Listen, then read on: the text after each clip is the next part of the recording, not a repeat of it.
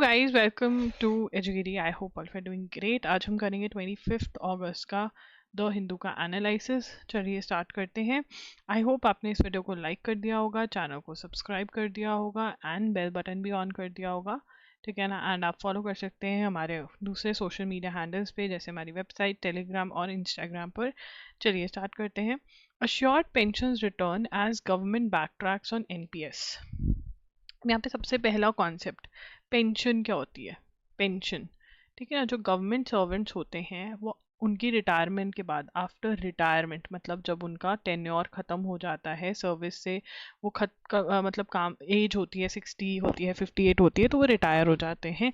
उससे पहले भी कई लोग रिटायर हो जाते हैं कि सर्विस छोड़ देते हैं। तो उनको जब वो काम ख़त्म रिटायर हो जाते हैं, मतलब ऑफिस नहीं जाते हैं, घर बैठ जाते हैं, ठीक है ना। ये एज के कारण हो सकता है या उन्होंने सेल्फ डिसीजन हो सकता है, या कई बार गवर्नमेंट भी निकाल देती है कई लोगों को, ठीक है ना। तो कोई भी वजह से अगर वो रिटायर हो गए हैं तो उनको पेंशन मिलती है।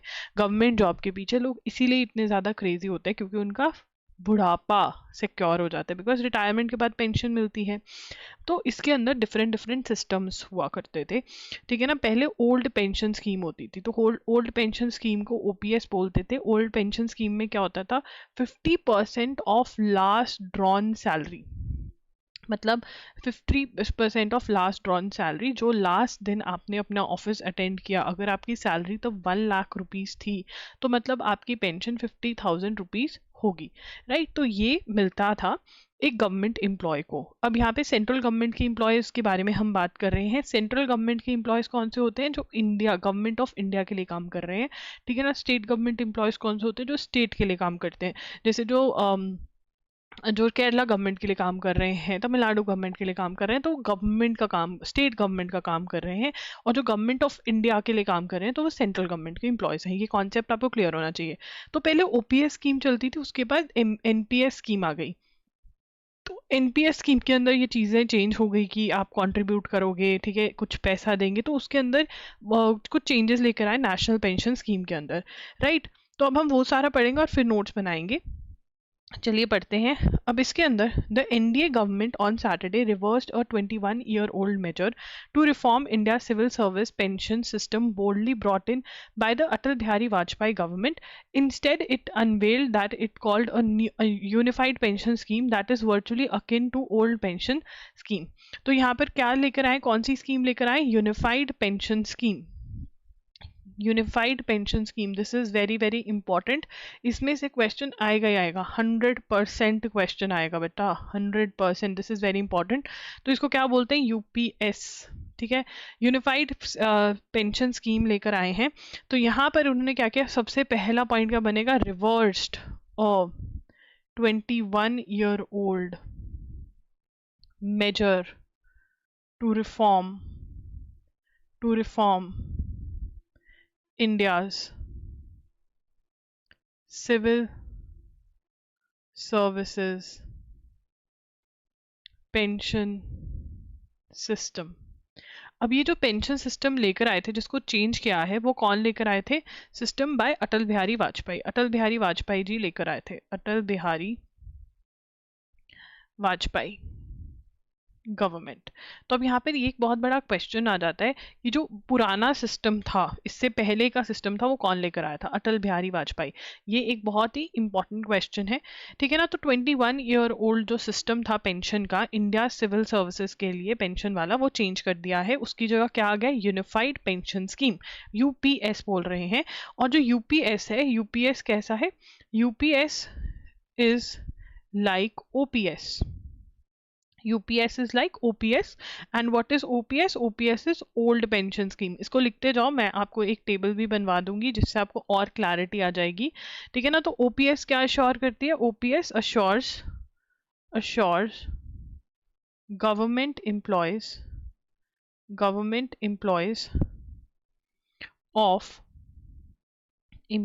of 50% of their last drawn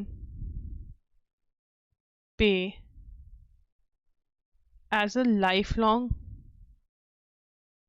monthly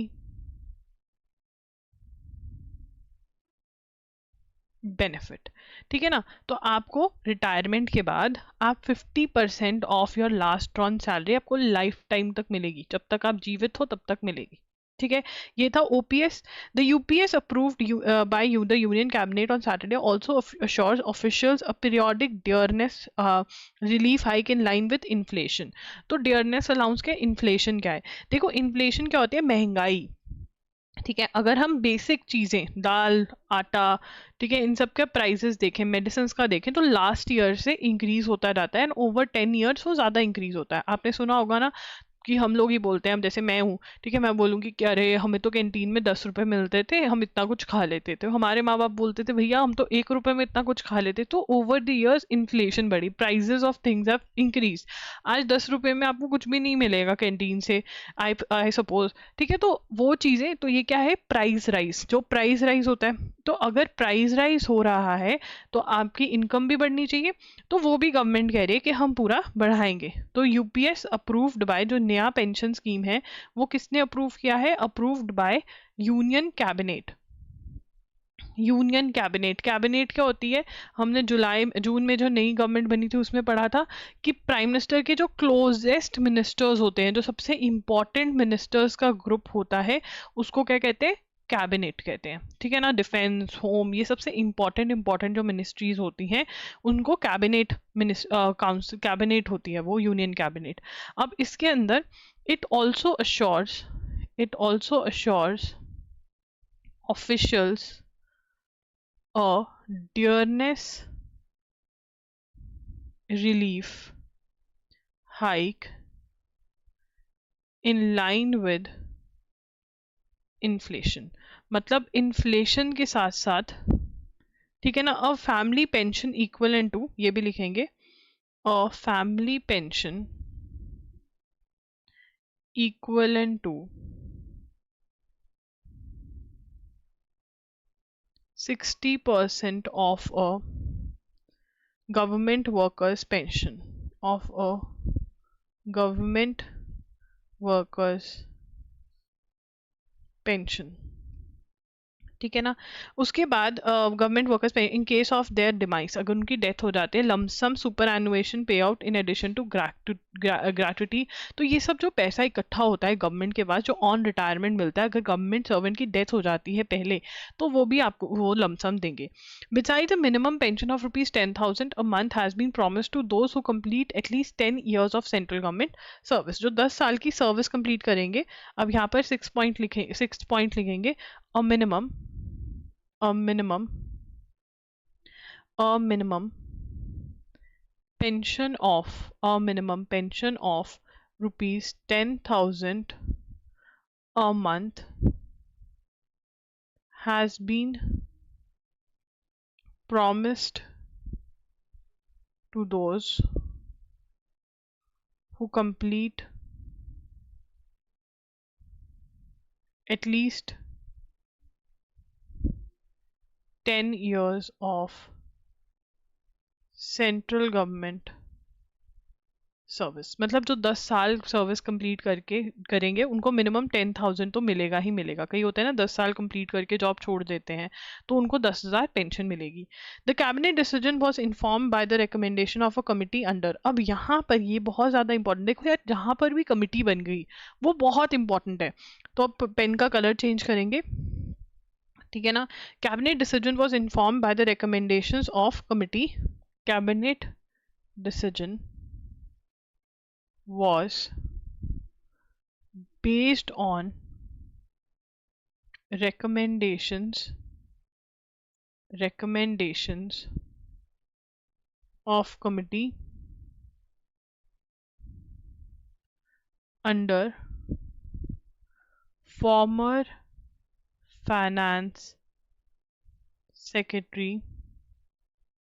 ये पोस्ट इतनी इंपॉर्टेंट नहीं है उनकी, नाम बहुत ही ज्यादा इंपॉर्टेंट है भाई, ये आएगा ही आएगा, टीवी सोमनाथन, ठीक है ना। सोमनाथन जी क्या देखते रहते हैं, टीवी देखते रहते हैं, ठीक है ना। और ये किसने सेटअप करी थी, setup in 2023 to review national pension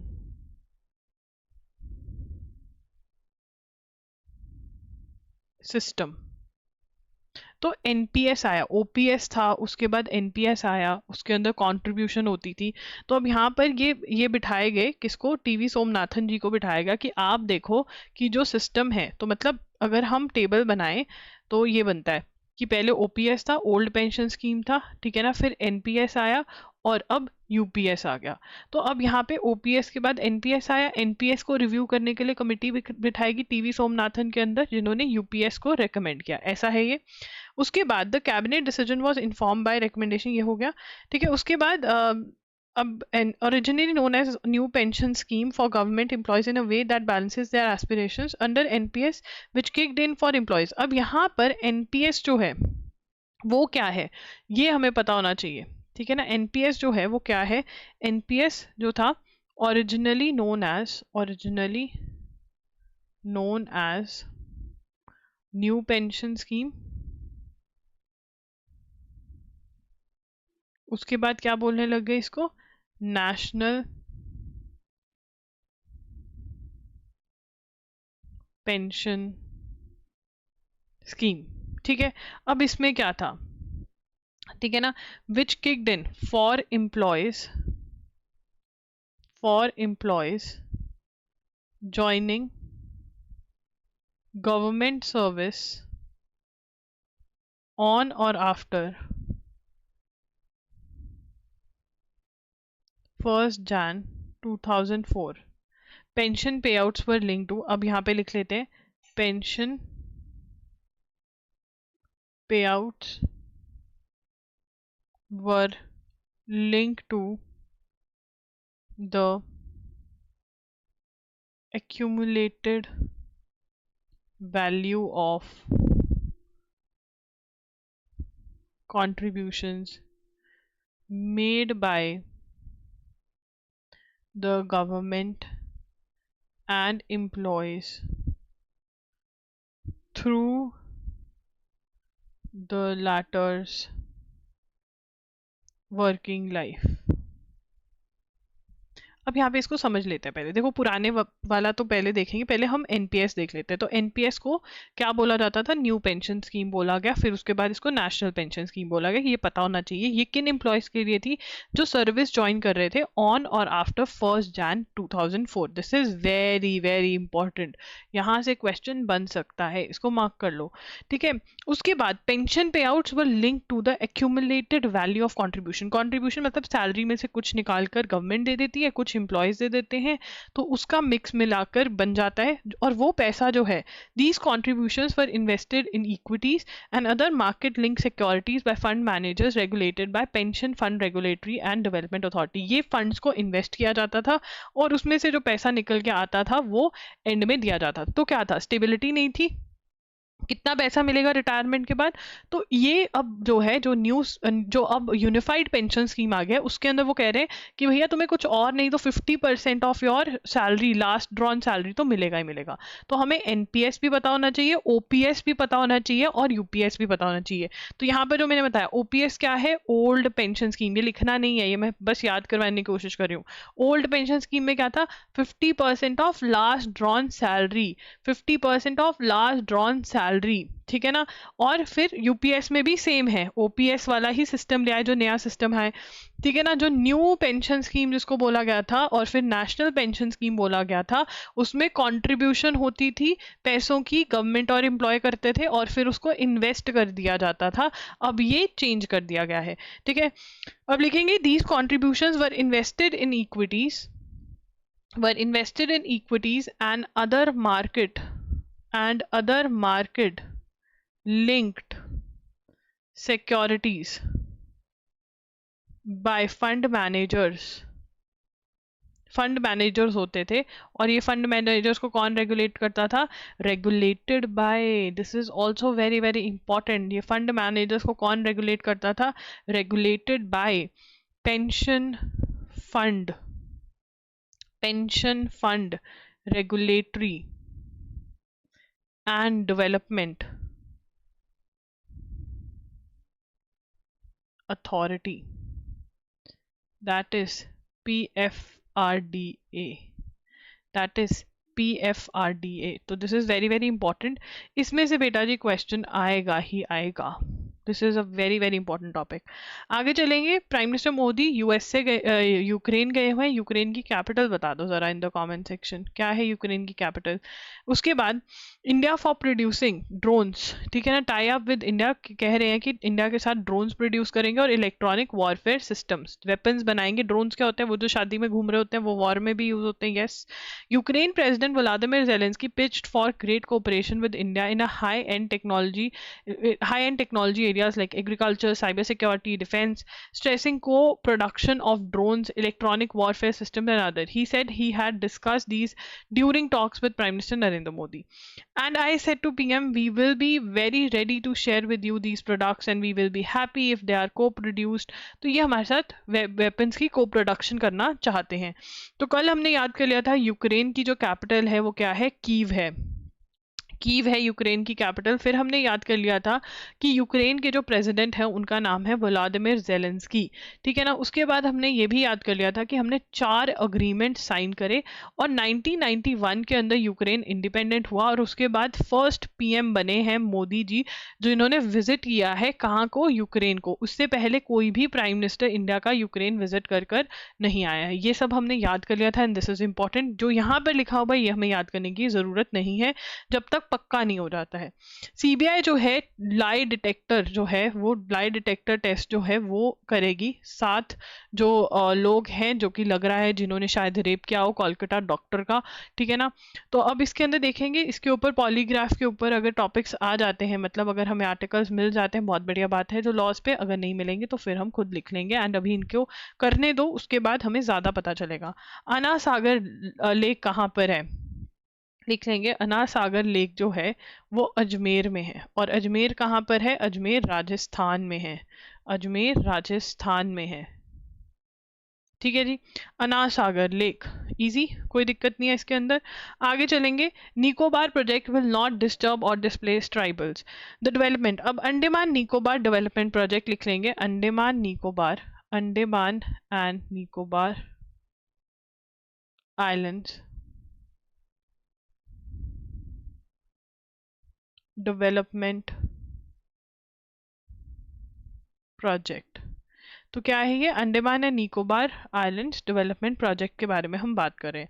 अब इसके अंदर बहुत सारे ट्रीज काटे जाएंगे इस प्रोजेक्ट के लिए और कहा गया कि वहाँ की जो लोकल ट्राइबल हैं वो डिस्प्लेस होंगे। तो यहाँ पर, ठीक है ना, शॉम्पेन, शैम्पेन होता है ना, यहाँ पर शॉम्पेन है। शॉम्पेन कौन है, हुआ शॉम्पेन, ठीक है ना, indigenous indigenous indigenous tribes native to native to island.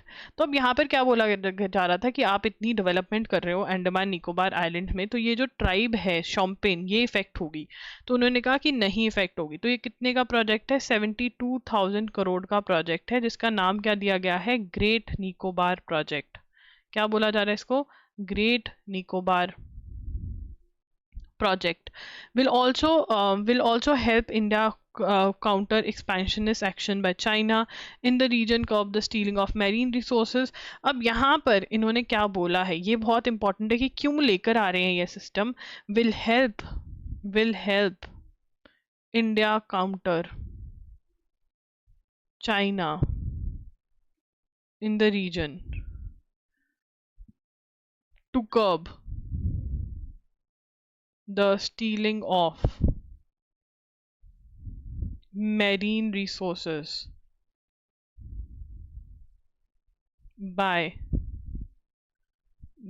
Myanmar poachers, मरीज पोचर्स। तो यहाँ पर वो क्या कह रहे हैं कि चाइना और म्यांमार वाले हमारे मेरीन रिसोर्सेस चोरी कर रहे हैं, हमको वो भी बचाना है, वो भी बचाना है। तो ये कह रहे हैं, ठीक है ना। अब आगे चलेंगे, witnessed an earthquake of scale had 2004. Mr. Yadav replied that the reports of high-powered committee had not been made public because it was of national importance, defense। ठीक है, तो यहाँ पर अब ये क्या कह रहे हैं, तो ये वाला अब environment ministry says it won't displace the tribal people, won't displace tribal people. तो जो प्रोजेक्ट है वो ट्राइबल पीपल को नहीं इफेक्ट करेगा, ये इन्वायरमेंट मिनिस्ट्री कह रही है। उसके बाद in US Rajnath discusses defence partnership with industry leaders. जो डिफेंस पार्टनरशिप होते हैं वो इंडस्ट्री लीडर्स से करी है। तो यहाँ पर on the second day of the visit और to United States, defence minister हमारे कौन है? राजनाथ सिंह। देखो यार, दीज आर बेसिक्स। जब भी किसी मिनिस्टर का नाम हो, आपको मैं बोलूं या नहीं बोलूं, तुमने बहुत अच्छे बच्चे की तरह नाम याद कर लेने हैं, ठीक है ना। और इस साल तो नई सरकार बनी है, तो आपको याद करने ज़रूरी है, क्वेश्चन एक्सपेक्टेड है। तो डिफेंस मिनिस्टर कौन है हमारे? राजनाथ सिंह। अब वो गए हैं अमेरिका, ठीक है ना। Interacted with senior leadership of American defence companies at a round table in Washington and outline the various emerging development co production opportunities in the sector in India. The round table was organize, ठीक है ना। Indian defence minister लिखेंगे, Indian defence minister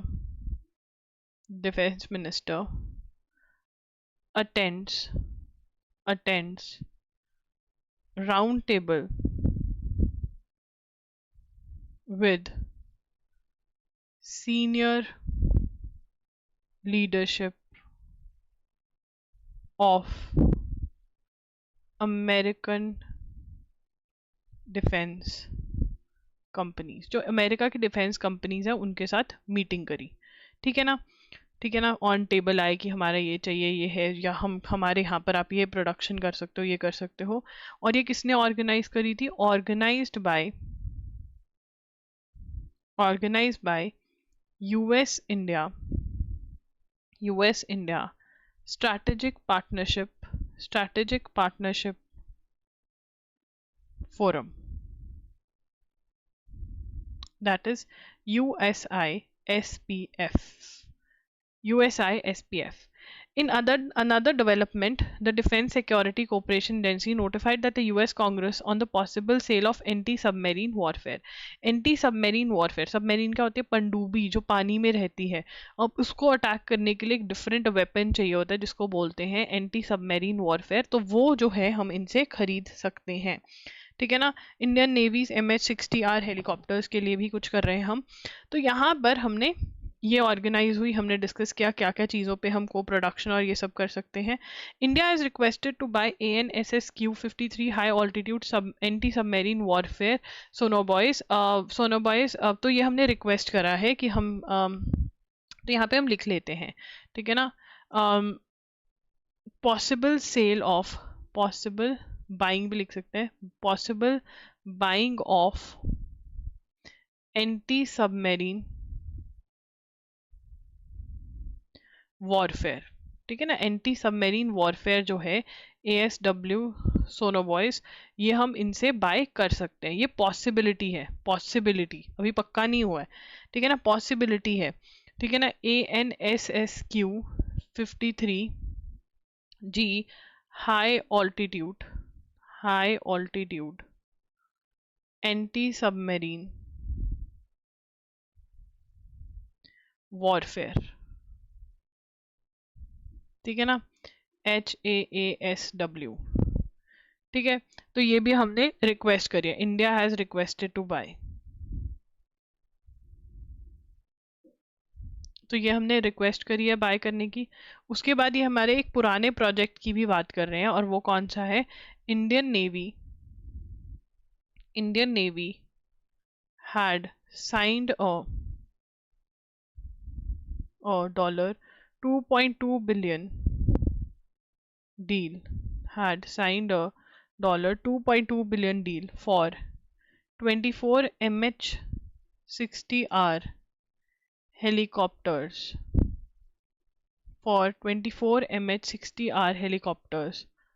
from Lockheed Martin in 2020, ठीक है ना। वो formally induct हो जाएंगे। तो हमने क्या लिए? हेलीकॉप्टर्स लिए। किससे? ये कंपनी का नाम क्या है? Lockheed Martin. एग्रीमेंट कब हुआ? 2020। क्या ले रहे हैं? 24 MH-60R हेलीकॉप्टर। किसके लिए? इंडियन नेवी के लिए। कितने का था? $2.2 बिलियन की डील थी जो हमने 2020 में साइन करी। तो ये हमें पता होना चाहिए किसने ऑर्गेनाइज करी ये round table meeting? US India strategic partnership forum ने करी, ठीक है ना। तो हम इनसे ये चीज़ लेना चाहते हैं और ये चीज़ लेना चाहते हैं, और इसकी डील पहले हो रखी थी, तो वो भी हमने नोट कर लिया. On Friday, India and US also signed a Security of Supply Agreement, that is SOSA, which was one of the two broad-based defense industrial cooperation agreements under discussion between two countries. As cooperation between defense deepens, a reciprocal defense procurement agreement is also under discussion. तो अब यहाँ पर इन्होंने क्या sign किया? India and USA लिखेंगे. India and USA signed a security of supply agreement. क्या sign करेंगे? Security of supply agreement, सोसा.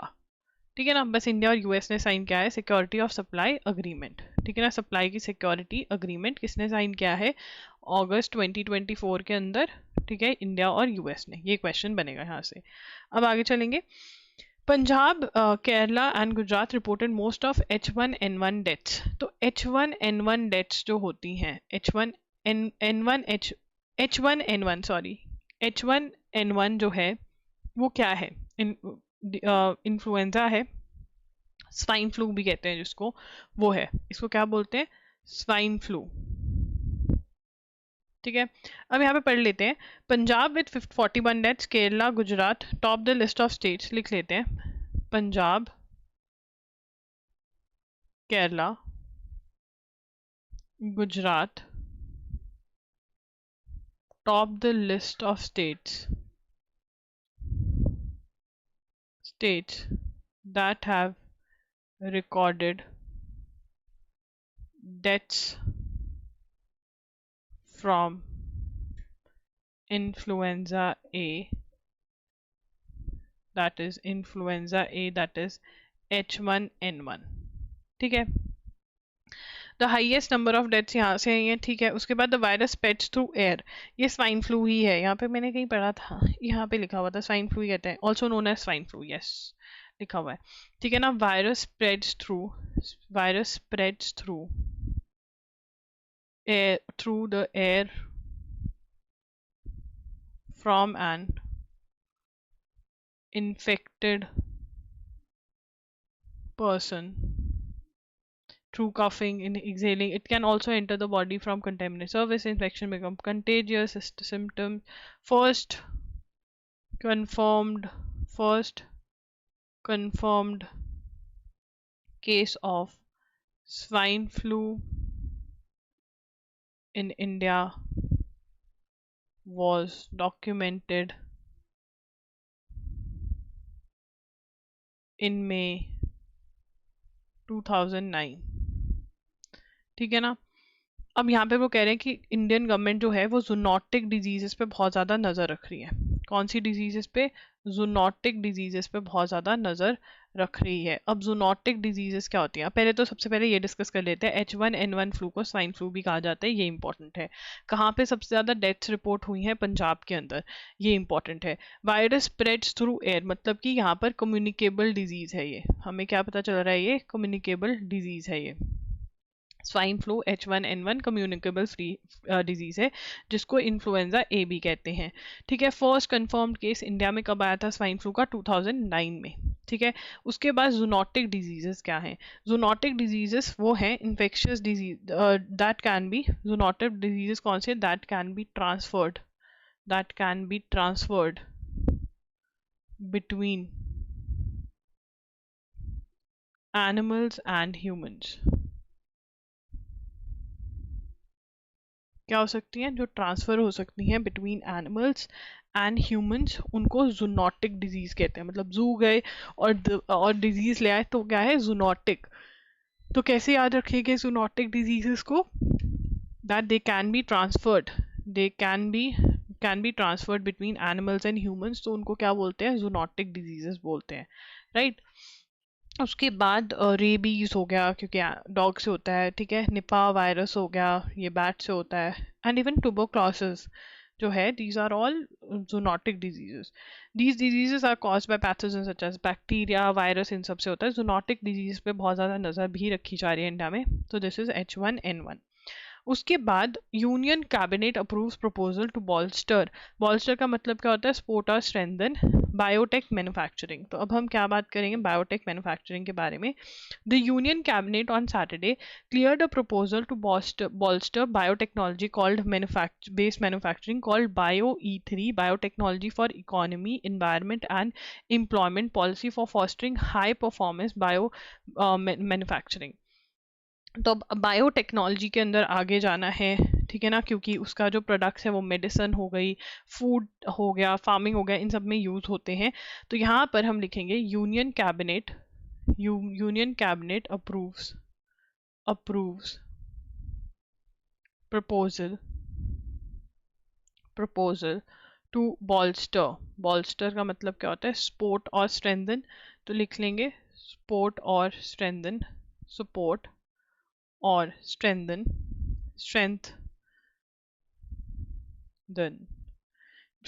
bolster biotech manufacturing।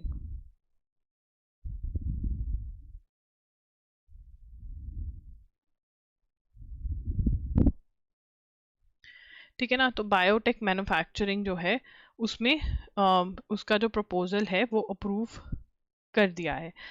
ठीक है, अब बायोटेक मैन्युफैक्चरिंग का प्रपोजल अप्रूव कर दिया है, तो यहाँ पर अब क्या करेंगे, ठीक है, अब इसको क्या बोल रहे हैं, ये BioE3, क्या बोल रहे हैं, BioE3, that is biotechnology for economy, environment and employment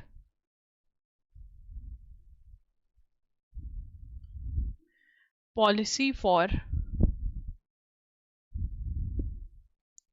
fostering high performance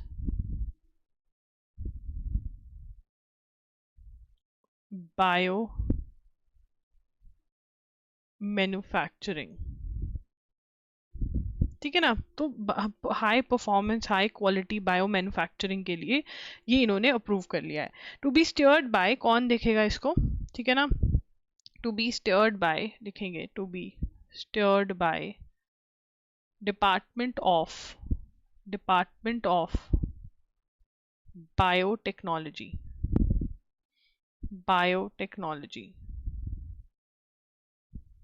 तो डिपार्टमेंट ऑफ बायोटेक्नोलॉजी जो है वो देखेंगे, इसका करता धरता बना दिया है।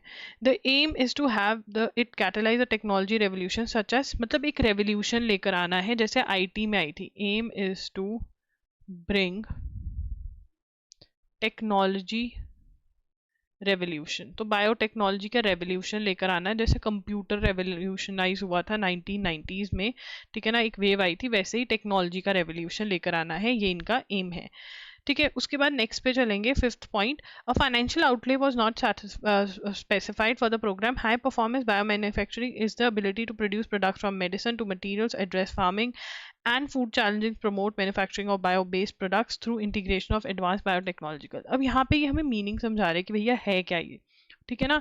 बायो मैन्युफैक्चरिंग लिखेंगे, bio manufacturing is the ability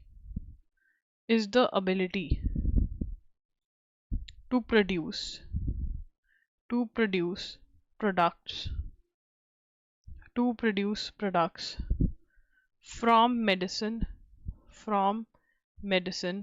to materials, address farming and food challenges, and promote manufacturing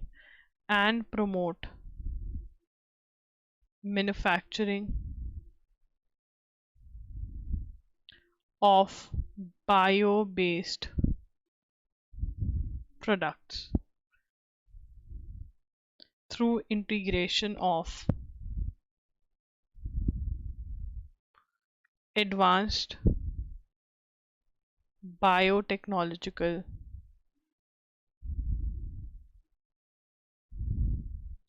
processes. अब क्या ये हमको याद करने की जरूरत है, नहीं, वो बता रहे हैं कि आपको एडवांस बायो बेस्ड प्रोडक्ट्स जो होते हैं उसके अंदर एडवांस्ड का तड़का लगा करके, टेक्नोलॉजी का लगा करके बायो मैन्युफैक्चरिंग होती है, ठीक है ना, और ये इन सब चीज़ों में यूज़ होती है। ये सिर्फ जो है ये रीडिंग के लिए है, लिख सकते हो रीडिंग, ओनली रीडिंग। बट यहाँ से क्वेश्चन बनेगा जो ऊपर है, बायो E3 क्या है, उसकी फुल फॉर्म क्या है बायो E3 की। Biotechnology for economy, environment and employment. Biotechnology लेकर आ रहे हैं, इकोनॉमी भी बढ़ेगी अगर हम कुछ मैन्युफैक्चर करेंगे, इन्वायरमेंट पे भी अच्छा असर पड़ेगा अगर हम कुछ चीज़ें बनाते हैं जो इन्वायरमेंट के लिए अच्छी हैं, और जब हम काम कर रहे हैं कुछ बना रहे हैं तो लोग भी हमें चाहिए होंगे, तो एम्प्लॉयमेंट भी जनरेट होगी। Policy for fostering high performance bio manufacturing products, bio जो बहुत हाई परफॉर्मेंस वाले प्रोडक्ट हो उनको, उनके लिए पॉलिसी लेकर आए। अब क्वेश्चन आ सकता है कि bio E3 was in news, what is it, full form नहीं पूछ रहे कि भाई है क्या वो, तो ये आ जाएगा। कौन सा डिपार्टमेंट इसको देखेगा, बहुत ईजी, बायोटेक्नोलॉजी है तो डिपार्टमेंट ऑफ बायोटेक्नोलॉजी। एम क्या है कि टेक्नोलॉजी, बायोटेक्नोलॉजी रेवोल्यूशन लेकर आनी है, तो बायो E3 लेकर आए हैं, यूनियन कैबिनेट ने इसको अप्रूव कर दिया है, ठीक है ना। तो this is again a very very important news. उसके बाद अब यहाँ पे आगे भी हम रीडिंग करेंगे, बहुत सारी चीज़ें ऐसी होती हैं जिसको आपको खुद रीडिंग करनी पड़ेगी, तो वो मैं करवा रही हूँ। The 6th thematic vertical of the policy are bio based chemicals and enzymes, functional foods and smart proteins, precision biotherapeutics, climate resilient agriculture, carbon capture its utilisation, futuristic marine and space. अब यहाँ पे जितने भी एस्से writing वाले हैं, UPSC एस्से writing वाले जो हैं, या स्टेट का जो एग्जाम दे रहे हैं PCS का, वो ये जरूर लिख लें, बाकी और किसी को लिखने की जरूरत नहीं है ये। The cabinet also merged these 3 schemes of science ministry into one called Vigyan Dhara, which expects to spend so and so on science and technology, institutional and human capacity building, research and innovation. अब ये बहुत ज़्यादा important है, इसको अलग से हम एक point बनाएंगे। Cabinet merged मतलब एक साथ कर दिया, merge मतलब एक साथ, merged three schemes of the science ministry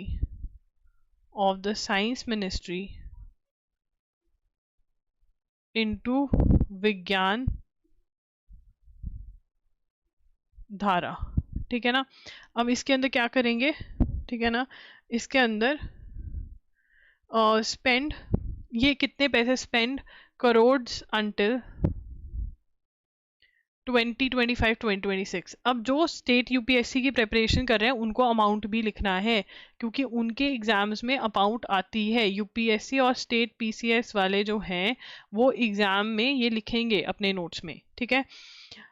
on science and technology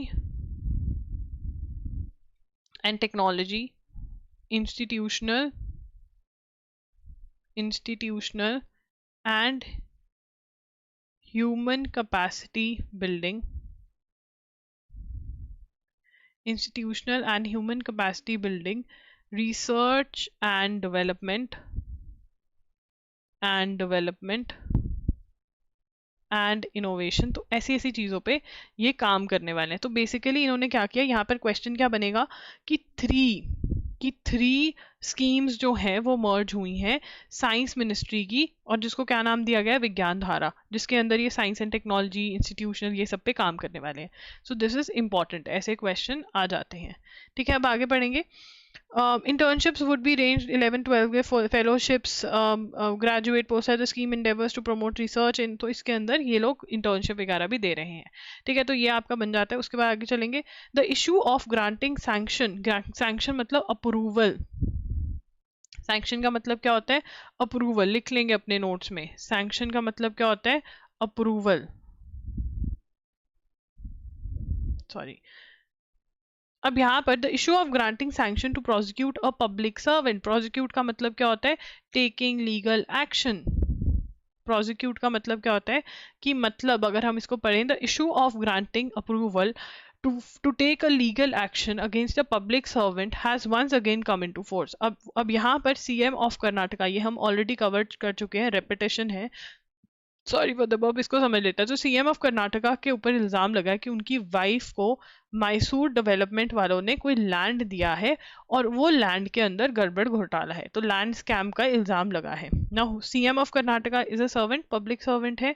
अगर पब्लिक सर्वेंट के अगेंस्ट आपको एक्शन लेना है, तो हमने पढ़ा था कि सेक्शन 17A ऐड किया गया, जिसके अंदर परमिशन लेना होता है, और उसके अंदर क्या बोला गया है, ऑथराइज, जितने भी आप एक्ट्स मतलब लॉज देखोगे ना, आप देखोगे उसमें लिखा होगा ऑथराइज गवर्नमेंट। कौन सी टर्म यूज करी गई है, ऑथराइज गवर्नमेंट। अब ऑथराइज गवर्नमेंट में तो बहुत सारी टाइप की गवर्नमेंट है, सेंट्रल गवर्नमेंट है, स्टेट गवर्नमेंट है, ठीक है ना, लोकल बॉडीज भी तो गवर्नमेंट ही है, तो फिर कौन सी गवर्नमेंट जो है वो अप्रूवल देगी, तो उसके अंदर फिर होता है आगे रूल्स बनते हैं। तो उसके अंदर अब यहाँ पर जो ये वाला अप्रूवल है वो यहाँ पे लिखा हुआ है कहीं पर कि जो रिमूव कर सकता है, पावर ऑफ रिमूवल है जिसके पास, ठीक है ना, वो परमिशन देगा। तो पावर ऑफ रिमूवल जो एक चीफ मिनिस्टर की है वो तो गवर्नर के पास होती है।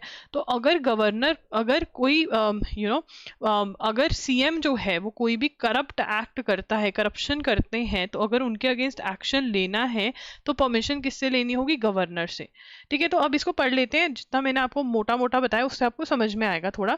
Karnataka government governor Thawar Chand Gehlot approval to open an investigation against chief minister Siddaramaiah and to prosecute him in connection with alleged irregularities in allotment of compensatory plots to his wife, whose land has been lost to acquisition process by Mysore Urban Development Authority. The issue has raised legal and constitutional questions, resulting in Karnataka High Court asking a trial court to postpone its consideration of private complaints against him. अब private complaints आई है उनके against कि भाई यहाँ पर कुछ गड़बड़ घोटाला हुआ है। सेक्शन, अब यहाँ पर आप कह रहे हो अगर प्राइवेट कंप्लेंट आई है तो परमिशन की ज़रूरत क्या है। अब क्योंकि कोई भी अगर बहुत हाई पोस्ट पे होता है, सीएम है या वैसे आईएएस वगैरह है जो हाई पोस्ट पे होता है, बहुत सारे लोग उनको वैसे ही फॉल्स केसेस में भी फंसाना चाहते हैं, तो वो फॉल्स केसेस से बचाने के लिए परमिशन रिक्वायर्ड होती है। सेक्शन 218 ऑफ भारतीय नागरिक सुरक्षा संहिता BNSS, the procedure code that has replace CrPC, जो न्यू क्रिमिनल लॉ आया है, भारतीय नागरिक सुरक्षा संहिता BNSS retains the sanction provision when the PCA was amended in 2018, a new provision। ये हम ऑलरेडी पढ़ चुके हैं कि सेक्शन 17A कहता है कि आपको अप्रूवल लेना पड़ेगा, this we have read. But जो हमने ये वाला सेक्शन है तो यहाँ पर लिखेंगे Karnataka CM approval issue for land scam. ठीक है ना, अब लैंड स्कैम क्या है उसके अंदर, अब यहाँ पे हमें पता होना चाहिए कि ये कौन सा एक्ट, सेक्शन 218, ठीक है ना, सेक्शन 218 ऑफ भारतीय नागरिक सुरक्षा संहिता, दैट इज BNSS जो है, ठीक है ना, वो सैंक्शन प्रोविजंस के बारे में बात करता है। सैंक्शन का मतलब मैंने तुम्हें क्या बताया, अप्रूवल, कि जो ये अप्रूवल है कि पब्लिक सर्वेंट के अगेंस्ट एक्शन ले सकते हैं, वो उसके बारे में ये बात करता है। सेक्शन 17A ऑलरेडी तुम्हारे नोट्स में है तो हम उसके बारे में बात नहीं करेंगे। ठीक है ना, अब provisions relating to sanction in CrPC generally spoke of state government and central government as the authority to grant sanction. However both 1947-98 version of PCA have a clause stating that in case of any other person the sanction would be granted by authority competent to remove the public servant। अब यहाँ पे जो prevention of corruption act है वो क्या कहता है कि जिसके पास रिमूवल की पावर है वो एक्शन लेगा। Now this is a very detailed question, आपके यहाँ पर यहाँ आने के कहीं चांसेस नहीं है, ठीक है ना, बट हाँ समझ में आना चाहिए कि देखो क्या है ना, यहाँ पे दो लॉज हैं, एक तो सीआरपीसी है जिसकी जगह BNSS आ गया है, ठीक है ना, और एक है प्रिवेंशन ऑफ करप्शन एक्ट। तो इन दोनों को मिला करके देखना है कि कौन अप्रूवल दे सकता है। तो यहाँ पे तो बोल रहे हैं कि कई कई केसेस में स्टेट गवर्नमेंट के पास पावर है, कई कई पब्लिक सर्वेंट में सेंट्रल गवर्नमेंट के पास है। बट अगर कोई अदर पर्सन है, मतलब सीएम का नाम डायरेक्टली वहां पर नहीं लिखा हुआ है, कि अदर कोई अदर पर्सन है जो मेंशन्ड है उनके अलावा, तो जिसके पास रिमूवल की अथॉरिटी है वो एक्शन लेगा। और रिमूवल ऑफ सीएम की अथॉरिटी किसके पास है, गवर्नर के पास। तो ये अथॉरिटी किसके पास है कि भैया एक्शन ले सकते करप्शन वाला या नहीं, वो गवर्नर के पास। अब यहाँ पर एक और इशू हुआ, कैबिनेट जो है, काउंसिल ऑफ मिनिस्टर्स जो है सेंट्रल गवर्नमेंट में, उन्होंने कह दिया कि नो, मतलब आप अभी मत दो कि एक्शन लेने की परमिशन मत दो, बट फिर भी गवर्नर ने दे दी। क्या गवर्नर ऐसे कर सकता है, ये एक बहुत बड़ा क्वेश्चन है। आगे चलेंगे, why is lateral entry policy under scrutiny. ठीक है ना, सबसे पहले यहाँ पर हम पढ़ेंगे कि लेटरल एंट्री होती क्या है, ठीक है ना। तो लेटरल एंट्री पॉलिसी, कौन सी पॉलिसी है, लेटरल एंट्री पॉलिसी। अब लेटरल एंट्री पॉलिसी के बारे में पढ़ेंगे। On August 17, the UPSC advertised lateral entry recruitment 45 post के lateral entry कि मतलब आपका UPSC देने का वो नहीं है, आप डायरेक्टली आकर मे बी कोई एग्जाम दो या इंटरव्यूज दो. Joint secretary, director, deputy secretary की पोस्ट के लिए निकाला. इससे क्या हुआ? हंगामा. The move led to an outreach as quota benefits. अब यहाँ पर ठीक है, तो यहाँ पे हम लिख देते हैं कि ये पंगा क्या है, ठीक है, इशू क्या है. तो यहाँ पर यूनियन पब्लिक सर्विस कमीशन, जितने भी MHCT वाले हैं UPSC की फुल फॉर्म को दिल से याद कर लेंगे क्योंकि ये बहुत एक्सपेक्टेड है इस बार. वहां पर UPSC, ठीक है ना, advertised posts, advertise lateral entry recruitment, advertised lateral entry recruitment for 45 posts. 45 post के लिए लेटरल एंट्री रिक्रूटमेंट करी, ठीक है ना. Led to outreach. रौला पे गया, रौला पे गया. क्यों पे गया रौला? इसलिए पे गया रौला क्योंकि quota benefits, quota benefits, SC ST OBC benefits, quota benefits are not applied to such single post recruitment. ठीक है ना, सिंगल पोस्ट रिक्रूटमेंट्स पे कोटा के बेनिफिट्स जो हैं वो नहीं लगते, ठीक है ना. तो UPSC ने एडवर्टीजमेंट दी लेटरल एंट्री के लिए. अब आगे चलेंगे. अब क्या हुआ? The leader of opposition in Lok Sabha Rahul Gandhi term the recruitment and anti national step, snatching away rights of SC ST and OBC. Following that backlash, Union Personnel Minister Jitendra Singh wrote to UPSC chairperson to cancel the advertisement. UPSC chairman को लिखा गया, ठीक है ना. तो यहाँ पर हम लिखेंगे किसने किसको चिट्ठी लिखी. Union Personnel Minister Jitendra Singh wrote to UPSC chairperson to cancel the advertisement. उन्होंने लिखा कि ये जो एडवर्टीजमेंट है इसको कैंसिल कर दिया जाए, ठीक है ना.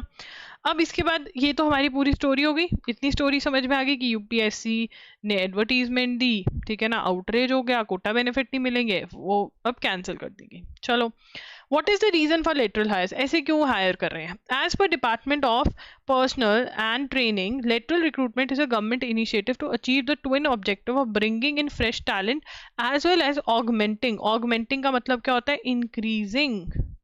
Augmenting का मतलब क्या होता है? Increasing. Augmenting the availability of human resources at middle management levels for specific assignments, keeping in view their specialized knowledge and expertise in their domain area. अब यहाँ पर वाई लेटरल एंट्री लिखेंगे. वाई लेटरल एंट्री क्यों भाई? वो कह रहे हैं कि एक तो फ्रेश टैलेंट आ जाता है, ठीक है ना. Fresh talent as well as increasing available human resource, middle management levels, specialised. एक क्या हो जाता है? Specialised knowledge of domain, specialised knowledge of और एक्सपर्टीज. किसी भी एक डोमेन एरिया के अंदर आपको स्पेशलाइज्ड नॉलेज या डोमेन चाहिए होती है, तो आप यहाँ से रिक्रूट कर ले. तो मे बी वो पर्सन में ना हो, मे बी वो ट्रेनिंग नहीं दिलवा सकते किसी पर्सन को, तो तब ऐसे रिक्रूटमेंट करी जाती है. No, since 2019 was this the first time such a recruitment was done? क्या ये पहली बार हो रहा है?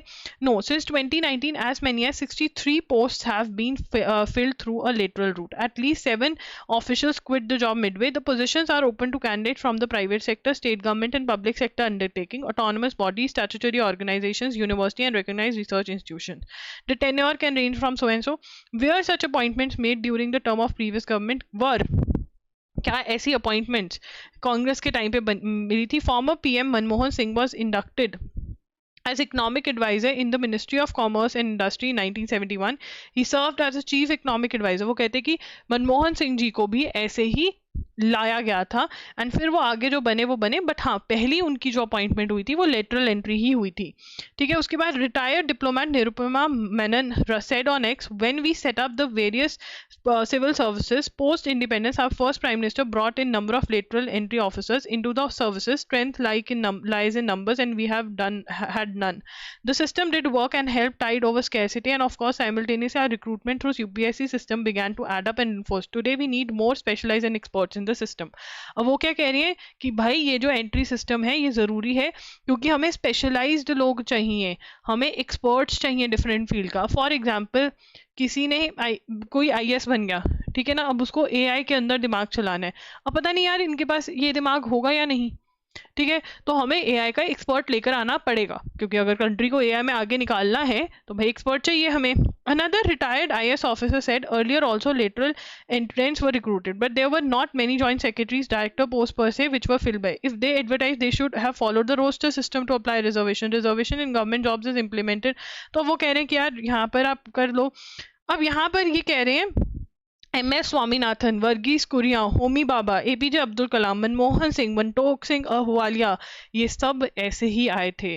They all came through lateral entry, ठीक है ना। तो मतलब लेटरल एंट्री होती रही है पहले भी, ऐसा नहीं है इनके टाइम पे भी हुई है, कांग्रेस के टाइम पे, बट आज के टाइम में ये रौला पै गया, ठीक है, तो ये आपको पता होना चाहिए। अब चलेंगे आगे।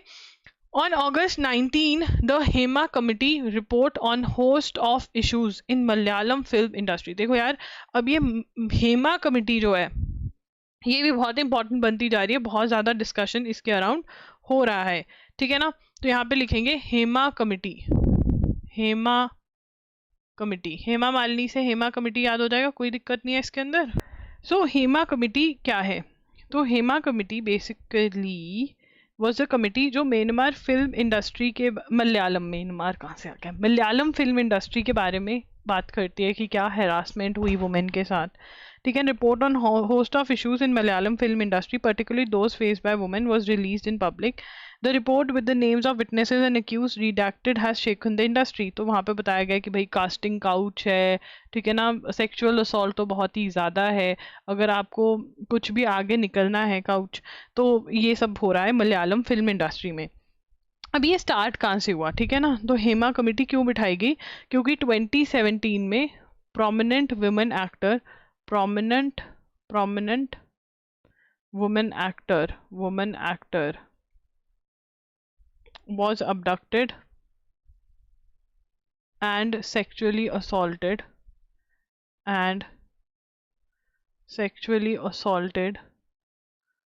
by a group of men inside a moving vehicle in Kochi, ठीक है ना। तो उन्होंने filed complaint.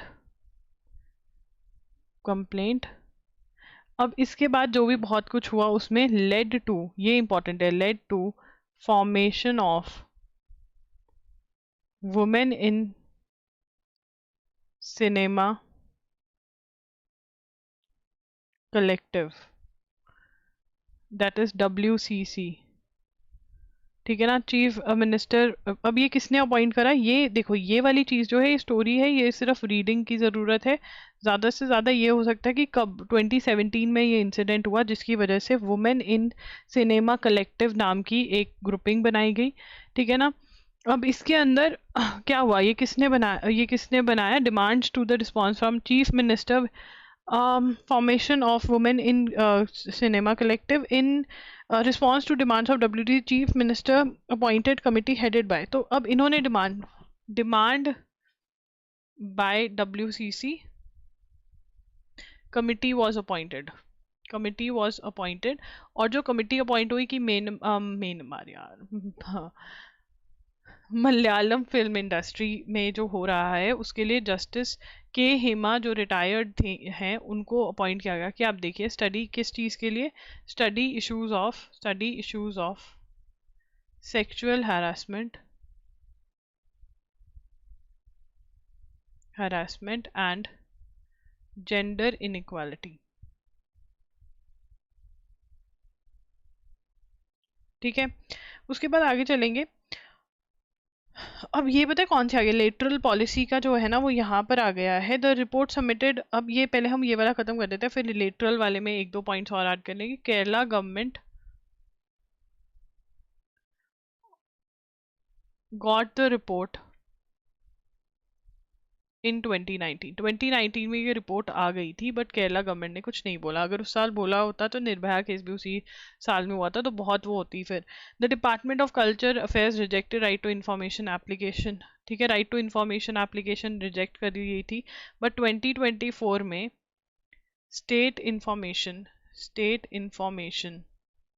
Commission release the report, order to release the report. मतलब स्टेट इंफॉर्मेशन कमिश्नर ने order to release the report. अब इंफॉर्मेशन कमिश्नर क्या होता है? देखो यार, आपने सुना होगा एक टर्म के बारे में, that is right to information, RTI, कि हमारे पास गवर्नमेंट ऑफिसेज में क्या चल रहा है हमें वो जानने का राइट है, तो हम उसके लिए एक एप्लीकेशन फाइल कर सकते हैं। इन्होंने एप्लीकेशन फाइल करी, रिजेक्ट हो गई। फिर स्टेट लेवल पे कमीशन बैठा होता है, वहाँ चैलेंज करी कि भाई ये हमें नहीं दे रहे हैं इन्फॉर्मेशन, तो स्टेट लेवल पे जाकर के इंफॉर्मेशन कमिश्नर ने बोला कि आपको ये देनी पड़ेगी। तो रिपोर्ट निकलवाने में ही इतने साल लगे, 2019 में ये रिपोर्ट आ गई थी, 2017 के अंदर ये कांड हुआ, एंड अब ये हो रहा है मलयालम फिल्म इंडस्ट्री में। What are the key recommendations? One of the key recommendations of the committee is the enactment of a statute and creation of a tribunal to address issues faced by women in cinema. तो यहाँ पर की recommendations यहाँ पे लिख लेते हैं ऊपर, की रिकमेंडेशंस। की रिकमेंडेशंस क्या है? To enact a statute and, मतलब लॉ लेकर आओ, and creation of a tribunal to address the issues faced by women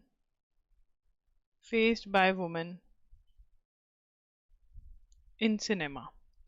cinema में जो इश्यूज फेस करते हैं, ठीक है ना, टू इनैक्ट स्टैचू, लॉ लेकर आओ, ट्रिब्यूनल लेकर आओ, जो जो वुमेन वहां जा सके, जो सिनेमा में इश्यूज फेस करते हैं सिनेमा इंडस्ट्री में, वो वहां पर कंप्लेन कर सकें। ठीक है, उसके बाद it also notes that an internal complaints committee may be ineffective as powerful individuals can threaten. अब वो कह रहे हैं इंटरनल कंप्लेंट्स कमिटी का कोई फायदा नहीं है, क्योंकि बहुत पावरफुल लोग हैं जो इस इंडस्ट्री को चला रहे हैं, तो वो इनइक्वालिटी, मतलब उनकी वो इन्फ्लुएंस कर सकते हैं। The report recommends that film production units provide temporary toilet facilities and changing rooms और टेम्परेरी टॉयलेट फैसिलिटीज प्रोवाइड करें। The report highlights a significant barrier for women in technical side of cinema where their numbers are notably low. For example at KRRN news film minute there are were only 2 women out of 44 student technical. अब technical जो देखते हैं, ठीक है ना, जो AD वगैरह होते हैं, जो वो वुमेन बहुत कम होती है, नहीं तो अगर वुमेन का नंबर वैसे ही बढ़ जाए सेट पर तो भी सही रहे। तो यहाँ पर हमें क्या पता चलता है, हेमा कमेटी जो है वो क्यों बिठाई गई? ठीक है ना, 2017 में एक साउथ इंडियन एक्ट्रेस के साथ बहुत कुछ गलत होता है, वो कंप्लेंट करती है, जिसकी वजह से WCC बनती है। WCC कहते हैं आप एक कमेटी बिठाओ। कमेटी बिठाई गई तो उन्होंने बताया कि हाँ भाई बहुत कुछ हो रहा है, और उन्होंने अपनी रिकमेंडेशंस दी जो हमने लिख ली है। अगेन वेरी वेरी इंपॉर्टेंट, ठीक है ना, इसको हम बहुत बार पढ़ चुके हैं। उसके बाद हम लेटरल एंट्री का पढ़ रहे थे ना, लेटरल एंट्री का एक यहाँ पर पॉइंट है। देखिए, इन 2017 the Niti Aayog in its report title India 3 year action agenda regarding civil services report suggested lateral entry inductions. अब लेटरल एंट्री का जो टॉपिक है वो दोबारा से लिख लेंगे, और ये थोड़ा सा हम लिखेंगे। लेटरल एंट्री जो हमने पढ़ा था ना कि लेटरल एंट्री हो रही है, पहले भी होती थी। तो यहाँ पर इन 2017 NITI Aayog in a report titled India 3 Year Action Agenda 2017-18 to 2019-20 regarding civil services reform suggested lateral entry inductions, मतलब यहाँ पर भी ये सुजेस्ट किया गया कि अगर हमें चेंजेस लेकर आने हैं सिविल सर्विसेज के अंदर तो हमें लेटरल एंट्री से एडमिशंस करनी चाहिए, ठीक है ना। Today rising complexity in the economy has meant that policy making is specialised activity, therefore it is essential to have specialist. अब यहाँ पर बार बार ये बोला जा रहा है, मतलब एडिटोरियल के अंदर भी बोला जा रहा है कि भाई आपको स्पेशलिस्ट लेकर आने पड़ेंगे, तो lateral entry should be allowed. यहाँ पर यही फेवर उसमें हो रहा है, ठीक है। पहली पिछली गवर्नमेंट्स भी कर रही थी, अभी भी आपको अलाउ करना चाहिए। उसके बाद आगे चलेंगे। अब यहाँ पे Thailand is now led by third Shinawatra, मतलब यहाँ पर ये फैमिली से थर्ड पर्सन है जो प्राइम मिनिस्टर बन रही हैं। She is a women PM of Thailand, ये हम नोट कर चुके हैं। This is very very important, इसको नोट कर लो अगर नहीं किया अभी तक। उसके बाद लाम टो लैम वियतनाम, वियतनाम का प्रेसिडेंट है, ठीक है ना, और वो चाइना गया है। तो अब यार देखो यहाँ पर जो पड़ोसी देश हैं, ठीक है ना, वियतनाम इंडिया के साथ अच्छा कर रहा था, इंडिया ने बहुत कुछ इनको दान में भी दिया, बट अभी ये दोबारा चाइना की गोदी में जाके बैठ रहा है। अगर चाइना की गोदी में जाके बैठ रहा है तो हमारे लिए ये प्रॉब्लमैटिक है, ठीक है ना। और चाइना के साथ fought war with China in 1979, ठीक है ना। अब चाइना के साथ ही पहले मिलने गए हैं ये newly elected president. First destination लिख लो, newly elected president, first destination, first destination क्या बनी इनकी, वियतनाम गई है, सॉरी चाइना, ठीक है ना। तो अब इंडिया की तरफ मतलब देखते हैं कि फेंकते हैं या नहीं। हमारे लिए अब बहुत दिक्कत वाली बात हो गया है, म्यांमार जो है वहाँ लड़ाई चल रही है, मालदीव भी चाइना की तरफ हो गया, बांग्लादेश भी, नेपाल का कुछ अता पता नहीं है, ठीक है। तो हमारे देश को थोड़ा और स्ट्रांग होना पड़ेगा। Sunita and Wilmore to return to earth in mid February, says NASA. Two US astronauts who arrived at International Space Station aboard Boeing Starliner will have to return home with rival SpaceX next February, NASA said on Saturday. The return of Barry Butch Wilmore and Sunita Suni Williams has been delayed by the thruster malfunctions of Boeing spacecraft. तो ये बहुत ज़्यादा news में आ रहा है, ठीक है ना। तो ये दोनों का नाम हम लिख लेते हैं, Barry Butch Wilmore and Sunita Suni Williams to arrive from International Space Station with SpaceX। तो SpaceX एलन मस्क की कंपनी है, वो लेकर आएंगे SpaceX। रिटर्न डिलेड, उनका जो रिटर्न है वो डिले हो गया है, जिसकी इनकी बॉडी पे बहुत असर होने वाला है। Return delayed due to thruster malfunctions of the Boeing spacecraft. तो बोइंग स्पेसक्राफ्ट में दिक्कत आ गई है और वो ऊपर नहीं जा रहा है, अब इनको बेचारों को ऊपर रहना पड़ रहा है। अब स्पेसएक्स जो है किस किस को लेकर आएगा, बैरी बुच विलियम्स और सुनीता सुनी विलियम्स को, विलमोर और विलियम्स, ठीक है।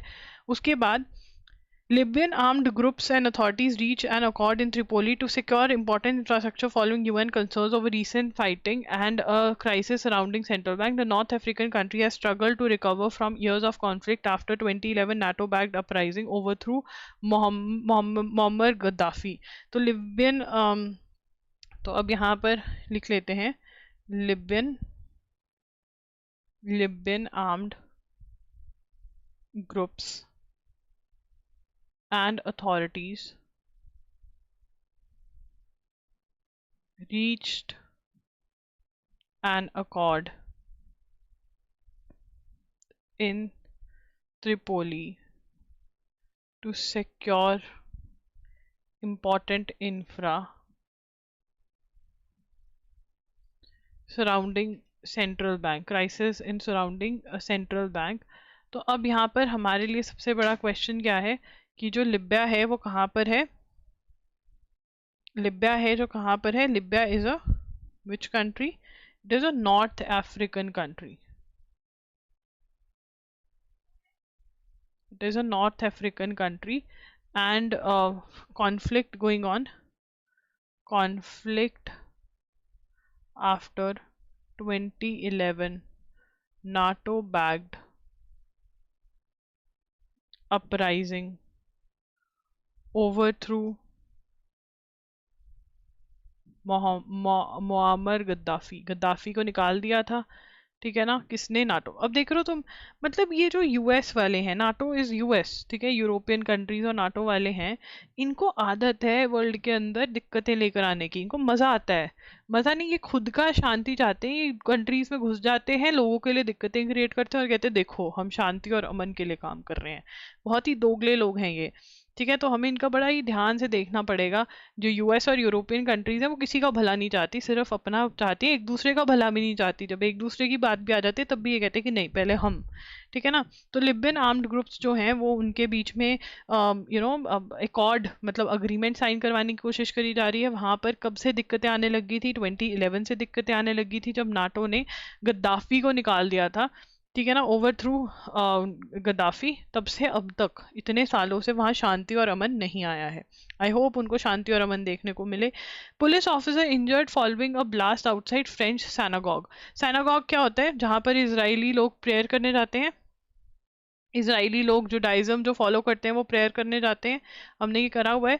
2 कार्स. अब ये देखो सैनागॉग जो है वो इतना प्रॉब्लम में क्यों है? क्योंकि इसराइल और रशिया की वॉर चल रही है. सॉरी, इसराइल और हमास की वॉर चल रही है.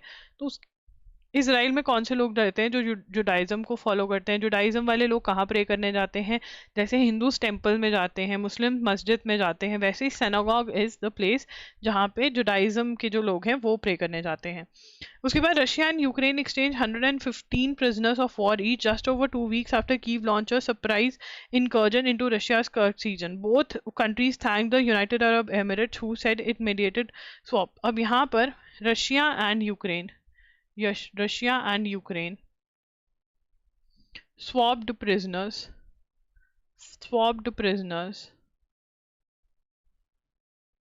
Mediation done by United Arab Emirates.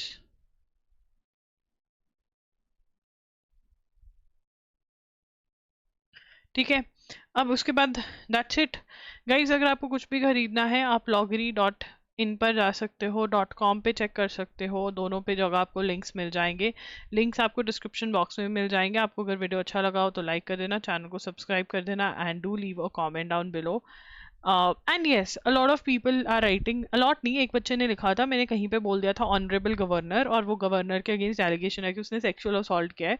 जब मैं पढ़ा रही होती हूँ ना, मेरा मेन आइडिया ये होता है कि मैं तुम्हें कॉन्सेप्ट क्लियर करूँ. अगर मैं ये देखने लगी ना कि किसको बुरा लगेगा किसको नहीं, तो फिर मैं वही देखती रह जाऊंगी. ठीक है ना. तो grow up in your heads. Okay, it is very good that if you grow up. And also counter argument में मैं ये भी बोल सकती हूँ कि अभी उसके अगेंस्ट एलिगेशन ही है, तो ऑनर बोलने में कुछ नहीं जाता है. राइट जब वो प्रूव हो जाएगा तब शायद उसका ऑनर अपने आप ही निकल जाएगा. Okay, that's it. Bye bye, take care. Comment करने से पहले सोच लिया करो. नहीं बुद्धि चल रही है तो कमेंट मत क्या करो, ढंग के कमेंट्स ही करो. मुझे नहीं पढ़ने हैं तुम्हारे ये फालतू के कमेंट्स. ठीक है, पढ़ने आयो पढ़ो और जाओ.